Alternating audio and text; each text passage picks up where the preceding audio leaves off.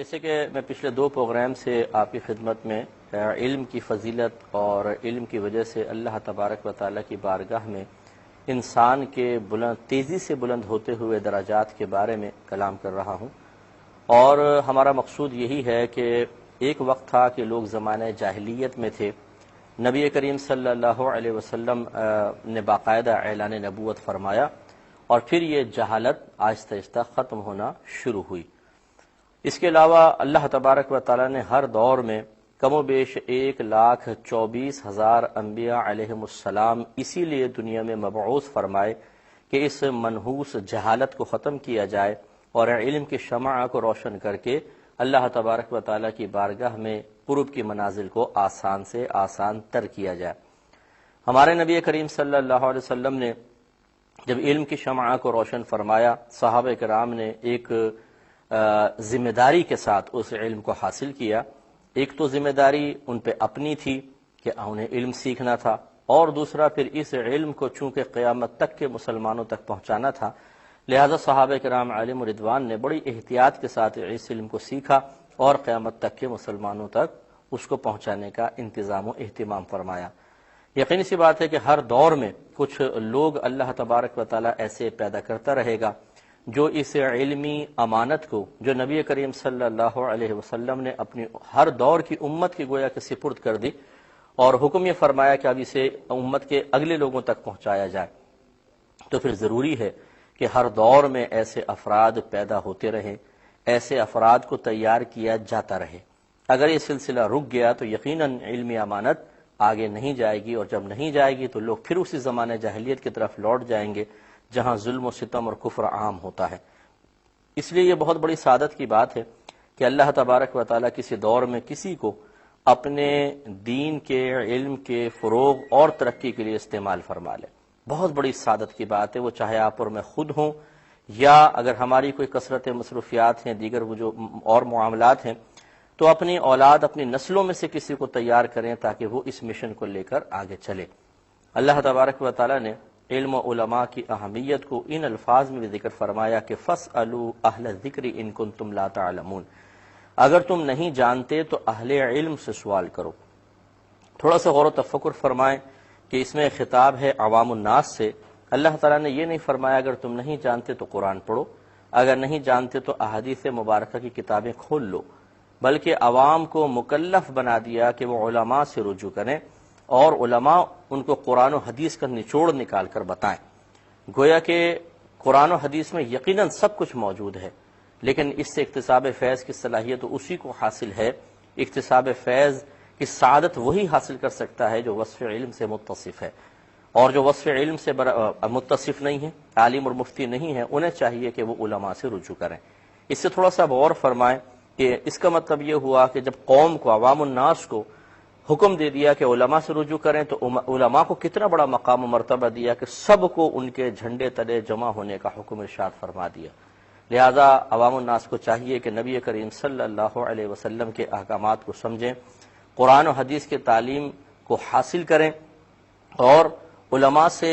اپنے رابطے کو مضبوط سے مضبوط تر کریں تاکہ اللہ تعالیٰ کے اس حکم پر عمل پیرا ہونے کی سعادت حاصل ہو جائے۔ اور اس سلسلے میں آخری بات یہ ہے کہ یقینی سی بات ہے کہ عوام علماء کے پاس اسی وقت آئے گی جب علماء موجود ہوں گے۔ اب علماء ہم تیار نہ کریں، عالم دین بنے ہی نہیں، تو قوم کس کے پاس جائے گی؟ اور یقینی سی بات ہے جب ان کو علم سکھانے والے نہیں ہوں گے تو وہ از خود اپنے ذہنوں سے یا جاہلوں سے مشورہ کر کے اپنے مسائل کو حل کرنے کی کوشش کریں گے اور تباہ و برباد ہوں گے۔ ایک کالر ہمارے ساتھ ہیں۔ السلام علیکم۔ تو خلاصہ کلام یہ ہے کہ جب اللہ تعالیٰ نے عوام الناس کو مکلف بنا دیا اس بات کا کہ وہ علماء سے جا کے رجوع کریں اور اپنی علمی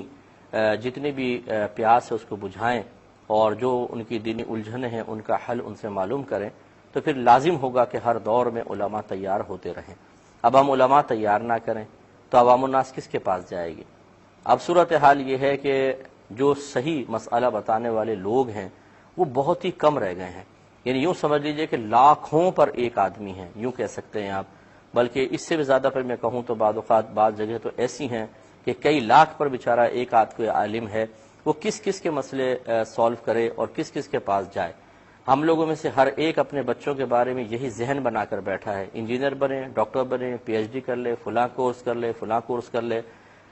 تو پھر کیونکہ بھئی قصب معاش کا مسئلہ ہے، کھائے گا کہاں سے، پیے گا کہاں سے، لیکن یہ نہیں سوچتے کہ دین کا معاملہ کہاں سے چلے گا، دین زندہ کیسے رہے گا، دین کی ترویج و ترقی کیسے ہوگی۔ چاہے آپ اپنے بچے کو دنیاوی کتنی ہی ترقی دلوا لیں، جس کا میں مخالف نہیں ہوں، لیکن کتنی بھی ترقی دلوا لیں، میدان معاشر میں یہ ترقیاں بالکل کام نہیں آئیں گی۔ کام آئے گا نیک عمل، دین کی خدمت، دین کے فروغ کے لیے کی گئی کوششیں، اس کے لیے جو آپ نے خرچ کیا۔ تو کوشش یہ ہونی چاہیے کہ ہم اپنے بچوں کو اس طرف مائل کریں، اور جو مخیر حضرات ہیں خاص طور پر میں ان سے گزارش کرتا ہوں کہ آپ اپنے بچوں کے مستقبل کے لیے ایسا کوئی لائحہ عمل تیار کریں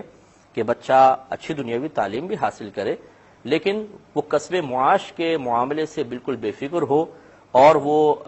جب بڑا ہو جائے تو یکسوئی کے ساتھ فی سبیل اللہ دین اسلام کی خدمت کرتا رہے۔ اور یہ کوئی مشکل کام نہیں ہے، آپ اگر کرنا چاہیں تو ایسی صورتحال بھی اختیار کر سکتے ہیں۔ اس کے علاوہ اور کوئی ایسے بچے ہوں کہ جو واقعی ذہین ہیں، فطین ہیں، اخلاص سے دین کی خدمت کرنا چاہتے ہیں، ان کو مالی سپورٹ فراہم کر کے ان کو عالم بنائیں، لیکن اچھے۔ دیکھیں بعض لوگ کہتے ہیں جی ہم نے فلاں ادارے میں دیا تاکہ غریب بچے ہیں پڑھ لیں گے۔ غربت دور کرنا مقصود ہے یا دین کے کام کرنے کے لیے مخلص اور ذہین افراد کی تیاری مقصود ہے؟ ہر غریب کی غربت دور کرنے سے دین کو تقویت نہیں ملتی ہے، یہ اچھی طرح یاد رکھیں۔ آپ کوشش کریں کہ تلاش کریں ایسے لوگوں کو، ایسے بچوں کو جو بہت ہی ذہین ہیں، فطین ہیں، اور وہ مخلص ہو کے دین اسلام کی خدمت کرنا چاہتے ہیں۔ ان کو جب آپ مالی سپورٹ فراہم کریں گے تو دین کو بڑی تقویت ہوگی۔ ورنہ میں خود ایسی جگہیں جانتا ہوں کہ سینکڑوں بچے وہاں پڑھ رہے ہیں، لیکن ایسی نکمے قسم کے بچے ہیں جن کو نہ جو دنیاوی تعلیم سے کوئی شغف ہے، نہ وہ شہری لوگوں سے ذہنی ہم آہنگی رکھتے ہیں، اور مدرسوں میں قیام بھی کیا ہوا ہے، کھا رہے ہیں، پی رہے ہیں، لباس بھی ان کو مل رہے ہیں، لیکن فارغ ہونے کے بعد خدمت دین کا وہ جذبہ ان میں نہیں ہے جو ہونا چاہیے۔ تو اس لیے اچھی طریقے سے سوچ سمجھ کر پری پلان ہمیں ایسے افراد تیار کرنے چاہیے کہ جو قدیم و جدید علوم کو جانتے ہوں، دینی اور دنیاوی علوم کے حامل ہوں، اور بہت اخلاص سے دین اسلام کی خدمت کریں، تو پھر یہ دین زندہ رہے گا، ورنہ بہت ہی مشکل معاملات ہو سکتے ہیں۔